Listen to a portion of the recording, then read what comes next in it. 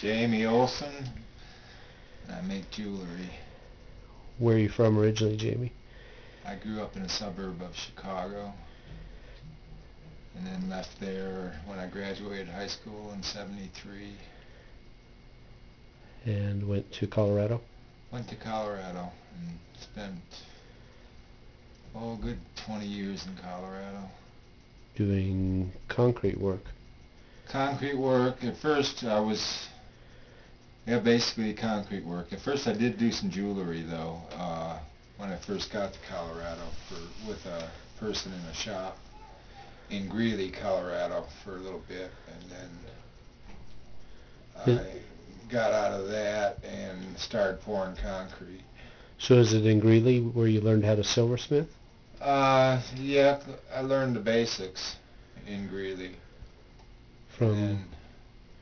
Was there a guy, who was the guy that you worked with there? There was a guy that had a shop there in town that made custom jewelry, and we made, that was back when Indian jewelry was really in, so we set a lot of turquoise and repaired a lot of turquoise jewelry too. And is that where you originated your style, your technique?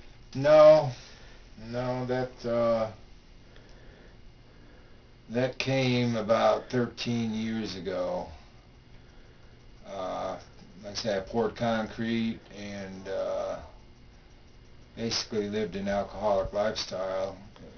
Gave up the alcohol and gave up the concrete and started making jewelry. And that was about almost 13 years ago, and that's when I started doing what I'm doing now. Maybe show us a few of the pieces you have there, and maybe describe a little bit of the technique on how you create them. Well, like here's a basic pottery piece, figure. And like I say, I got into setting a lot of prehistoric Anasazi pottery, which I call recycled refuse, because it was broken pots that were thrown out into the trash pile. And I get this pottery from people that excavate private property rooms. So this one, the body and the head are made out of pottery, and the rest is fabricated silver with all individual pieces of number 21 gauge round wire for the lace on there. And that's a figure piece, and then I do quite a few of the shield type pieces where it's just that would have been the inside, the bottom of a pot where they first started making it, the coiled pottery. So those are pretty rare, aren't they? Those Yeah, coils like those that? are rare to find in decent shape. In fact, I've gone through all the good ones I've had, and I'm pretty much out of those. And here's another style with a different type of pottery. Most of my pottery comes from Four Corners regions, but mostly south central Arizona is where most of the pottery I've been using, which is real good quality pottery. And then one of my new things is setting river rocks, which I enjoy doing. And I go out to the river beds, and collect stones, and collect a lot of stones, a variety of shapes, sizes, whatever. Bring them home, wash them, and then excuse me, spread them out, and then try to figure out a piece. This one I call rock collection, and it's quite a piece. Quite a necklace, isn't it? But there's a lot of history in each stone. I mean, there's this river rock, but like I say, the history of them coming from being a mountain on top of all this, and all breaking down, and eventually going into river bottoms, and the geological time is, who knows. And that's that piece. This one I call Mother and Child. Again, river stone pieces, which I basically just thin out on the back and leave everything else as a natural shape. I don't touch the natural shape of it. Let's be clear on the pottery pieces too. That's legally collected pottery. Legally collected from private from land. private property rooms. Yeah. And I have some friends, and pottery has become, it used to be pretty easy to get, but it's becoming a lot rarer and harder to find good quality pottery. I don't know where it's going or what's happening, but... And you're pretty particular with pottery. I know I've given you a few pieces and you say, yeah, that's nice. Yeah, I've been looking through and setting pottery for close to 13 years, so I've become pretty picky with it. That's another... Well, you always have been with your work. You've made a few pieces that you won't even sell because you don't think they're up to standard. Yeah, unless I sign them,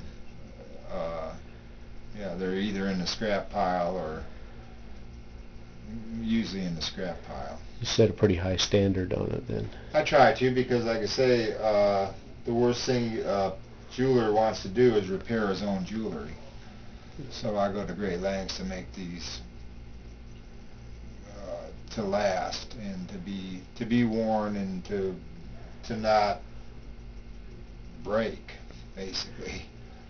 What inspired you to make the type of pieces you do, the figurative pieces? And that was your first type of jewelry, wasn't it? I've been doing the figurative pieces for, like I say, almost 13 years, and I think just of accumulation of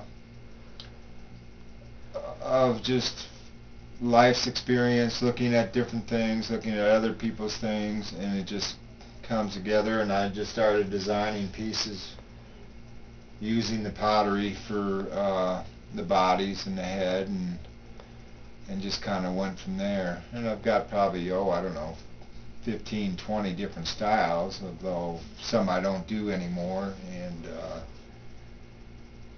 but yeah, it was basically just kind of came out of my head, and I know people that have tried to copy your work, and they haven't been able to. Nobody seems to. I don't know why. It's fairly intricate,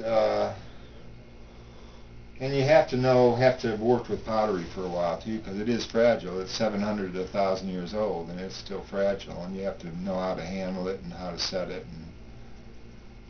Do you seal the pottery before you? No, it's all natural. Like I say, it's all natural, so none of it's sealed. It's been out there for that long and still is in that good a shape. It's going to stay that way a lot longer being inside. It'll probably, I don't know what the life expectancy of a good, piece of pottery is. It's probably a very, very long time, especially, like I say, being out of the weather. You figure these have been out in the outside or underground, and for 700 to 1,200 years or so. Yeah, and those people knew how to do quality pottery and make it last. And like I say, I use then accents. I use, like on here, Sleeping Beauty turquoise for the blue accents. That's from Globe, Arizona? Yeah, from Globe, Arizona. And then the black is Utah Jet, which is a natural material found here in Utah. Basically a carbonized petrified wood, or a hard coal. So that's usually what my black is, which native people have been using for decorative purposes for thousands of years. And I also use, I don't have any here, mammoth ivory, which is my white, which has also been used for decorative purposes for thousands of years by native people also.